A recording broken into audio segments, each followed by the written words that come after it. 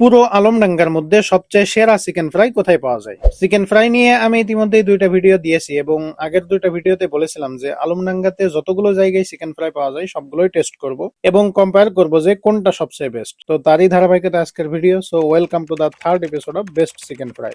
তো প্রথমেই বাসা থেকে বের হলাম এবং কিছু দূর যেতেই কয়েকজন সাগরেদের সাথে দেখা হয়ে গেল এবং তারা আবদার করলো যেন তাদেরকেও ভিডিওতে রাখি। তো তাদের আবদার পূরণ করলাম। আর আজকের চিকেনটা খাওয়ার জন্য মূলত যাচ্ছি আলমডাঙ্গা উপজেলার সামনে। এখানে যে অনেকগুলো স্ট্রিট ফুড পাওয়া যায় এর মধ্যকার এএফসি নাকি খুব ভালো চিকেন ফ্রাই বানায়। তো এখানে চলে এলাম এবং এসেই দেখছি গরম তেলে চিকেন ছাড়া হচ্ছে। যাক, ভালোই হবে, গরম গরম খাওয়া যাবে। যেহেতু চিকেন ফ্রাই করা হচ্ছে তাই অপেক্ষা করার জন্য একটু বসলাম, কিন্তু যে পরিমাণ মানুষের চাপ আর ভিড়, মনে হলো ভিডিও না করে বাসায় ফিরে যাওয়াই ভালো। যা হোক, দীর্ঘ অপেক্ষার পর চিকেন ফ্রাই হাতে পেলাম এবং বিসমিল্লাহ বলে খাওয়া শুরু করলাম। আর আজকে দেখছি শুধু চিকেনই দেয়নি, সাথে সস এবং মেয়োনিজও আছে, যা চিকেন খাওয়ার মজাটাকে আরো কয়েক গুণ বাড়িয়ে দিয়েছে। তো খেতে থাকলাম আর কি। আর সাথে আরো কয়েকজন খাচ্ছিল এবং তারা নাকি আমার ভিডিও দেখে। এটা যে কোনো ক্রিয়েটরকে আনন্দ দেয় আসলে। তো তাদের খাওয়ার একটা শট নিয়ে রাখলাম। এখন আসি চিকেনের ব্যাপারে। চিকেনটা মাশাআল্লাহ অনেক টেস্টি, এটা নিয়ে কোনো আপত্তি নেই। তবে উপরে বেসমের যে পুরো লেয়ার রয়েছে এটা না থাকলে মনে হয় আর একটু বেটার হতো। তারপরে ওটাকে 8 আউট অফ 10 রেটিং দেওয়া যায়। যা হোক, কিছুক্ষণ পর খাওয়া শেষ হলো, টিস্যু দিয়ে হাত মুছলাম এবং বাড়ির পথ ধরবো, কিন্তু এই ভাই যেভাবে বার্গার রেডি করছিল